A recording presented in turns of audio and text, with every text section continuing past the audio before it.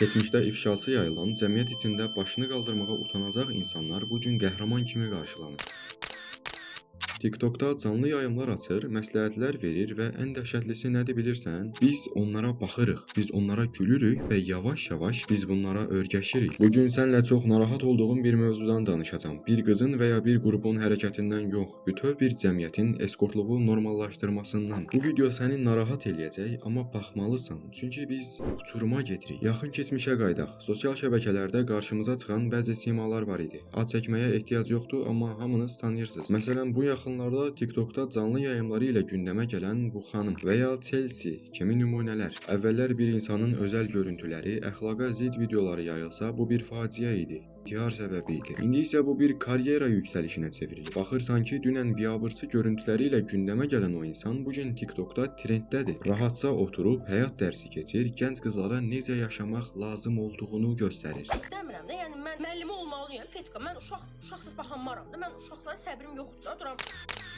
Burada dəhşətli olan o qızların nə elədiyi deyil. Dəhşətli olan odur ki, şərhlərə baxıram, insanlar onlara halal olsun, gözəlsən, qısqanırlar səni, belə davam yazırlar. Biz nə vaxtdan bəri fəhişəliyi, bədən satmağı, əxlaqsızlığı bir influencerlik səviyyəsinə çatdırdıq. Bu qızlar gənc oğlanlarımızı yoldan çıxardır, düzdür, amma daha pis bir şey eləyirlər. Onlar gənc qızlarımıza asan pul və utanmazlıq modelini satırlar. Siyasətdə və sosiologiyada overtone pəncərəsi deyilən bir anlayış var. Bu, cəmiyyətin qəbul edə bilməyəcəyi bir fikrin zamanla necə normal hala gətirilməsi prosesidir. Əvvəlcə şok oluruq, sonra müzakirə eləyirik, daha sonra öyrəşirik və ən sonda isə normallaşdırırıq. İndi bu qızlar canlı yayım açanda biz onlara əxlaqı pozulan gənc kimi baxmırıq. Biz onlara sadəcə kontent kimi baxırıq. Beynimizdəki o ayıb bariyeri silinib. Uşaqlarımızın 12-15 yaşlı məktəblilərin şuur altına bu necə işləyir, heç bilirsiniz? Onlar düşünür. Deməli, biabır olmaq qorxulu deyil. Əksinə nə qədər çox soyunsam, nə qədər çox qalmaqal yaratsam, o qədər çox izlənəcəm və o qədər çox hədiyyə gələcək. Bax,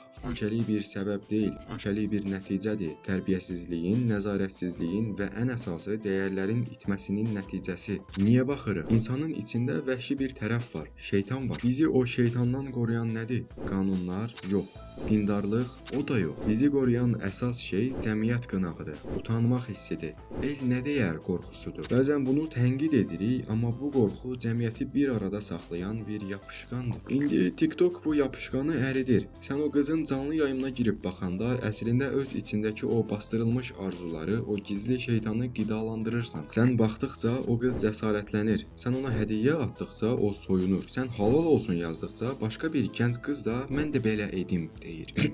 Qorxu artıq normallaşdırılır. İnsanlar tənqiddən qorxmur. Çünki görürlər ki, tənqid edən 100 nəfərdirsə, izləyən 10.000 nəfərdir. Kütləviyyət hardadırsa, həqiqət oradaymış kimi görünür. Biz Azərbaycanlıyıq. Bizim bir mentalitetimiz, adət-ənənəmiz, namus anlayışımız vardı.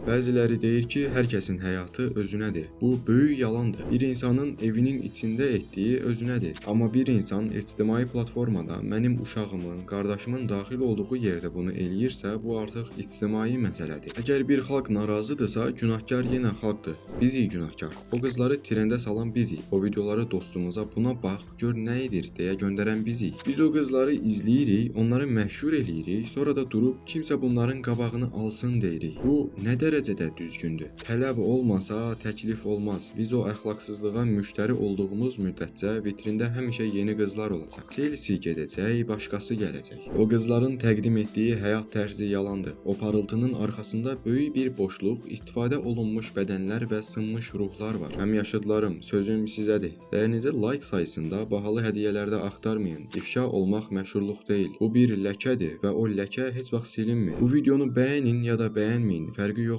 Amma xahiş eləyirəm bir dəfə düşünün. Biz bu gün nəyi normallaşdırırıq? Sabah qızımızın, bacımızın qarşısına bu videolar çıxanda onlara nə cavab verəcəyik? Eskortluğu, fahişəliyi, utanmazlığı həyat tərzi kimi qəbul etməyək. Özümüzə, dəyərlərimizə qaydaq. Mən Muyuqu, bu mənim yox, bizim dərdimiz idi. Növbəti videolarda görüşənədək özünüzü və mənliyinizi qoruyun. Hələlik.